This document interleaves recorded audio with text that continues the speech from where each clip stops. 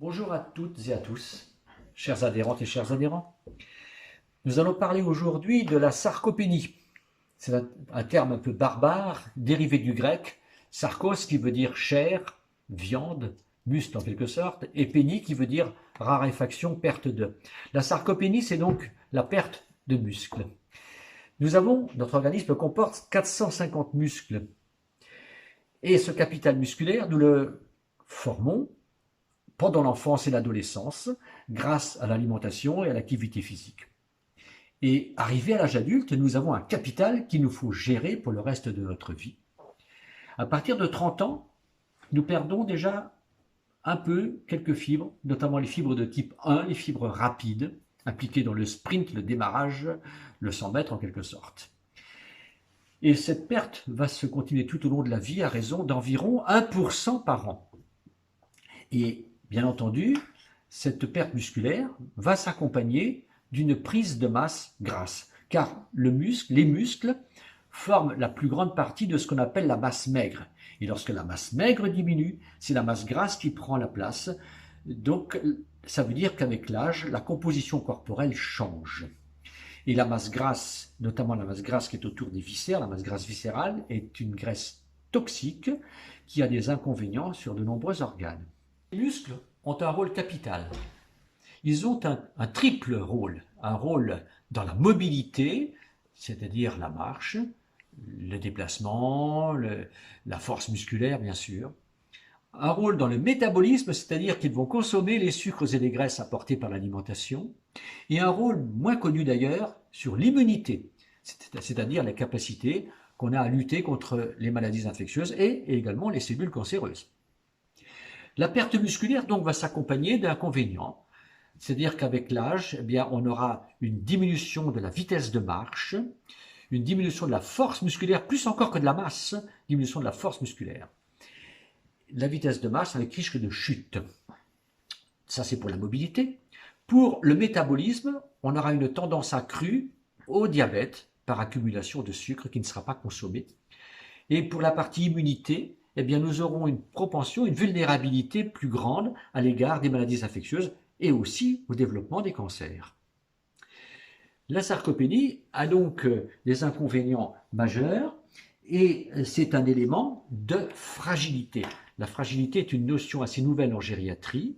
C'est une porte d'entrée, elle conduit à la dépendance.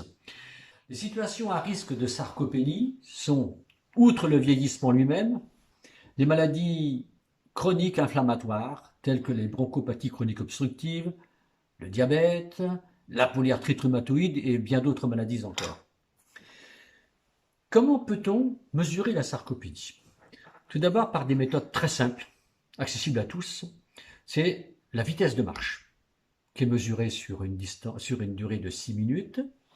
Et lorsqu'elle est inférieure, cette vitesse de marche, à 0,8 mètres par seconde, nous sommes déjà dans une situation de fragilité. La force de préhension également peut être mesurée au niveau du poignet avec un dynamomètre. Puis d'autres méthodes plus spécialisées, notamment en milieu hospitalier, peuvent être pratiquées. C'est le scanner qui mesure la surface des muscles, notamment les muscles lombaires. C'est également l'impédancemétrie qui va plutôt mesurer la composition corporelle et puis d'autres techniques plus sophistiquées encore. Et sachant qu'on a ce risque de sarcopénie, que peut-on faire en pratique? Vous avez compris bien sûr qu'il faut tout faire pour maintenir ce capital précieux, ce capital musculaire qui nous garantit contre quand même pas mal d'inconvénients, contre pas mal de risques, le risque de chute, le risque de dépendance, le risque de maladies infectieuses, le risque de diabète, etc. Car il faut rappeler que le diabète est fréquent chez les seniors. Il faut tout faire pour garder ce capital musculaire grâce à deux éléments surtout, l'activité physique et l'alimentation. Commençons par l'alimentation. Il faut d'abord un apport suffisant en protéines, car ce sont les protéines qui vont former le substrat du muscle. Protéines surtout laitières, qui sont les plus aptes à fabriquer du muscle, mais aussi les protéines de blanc d'Inde, du blanc d'œuf également. La vitamine D également est importante à prendre en compte parce qu'elle assure la santé osseuse, mais aussi la santé musculaire, car les deux vont évoluer en parallèle. Sachez que la sarcopénie s'accompagne presque toujours, d'une ostéopénie, voire d'une ostéoporose.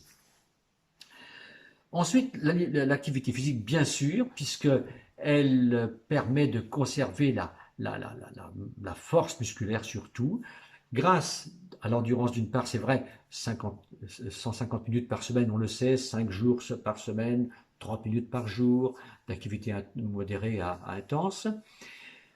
Et aussi, surtout, le renforcement musculaire contre résistance, le travail contre résistance à effectuer 2 à 3 fois par semaine pour maintenir la force musculaire. Un autre conseil également, après un certain âge, vous me direz, qu'est-ce que c'est qu'un certain âge? Allez, après 70 ans, disons, ne cherchons pas à perdre du poids. Car si on perd du poids, on perd essentiellement des muscles, mais pas la graisse. Enfin, vous avez compris, l'activité physique, c'est essentiel. C'est ce que vous faites régulièrement dans vos clubs et même en dehors des clubs. Alors, je vous souhaite bonne chance, bonne journée et je vous dis merci.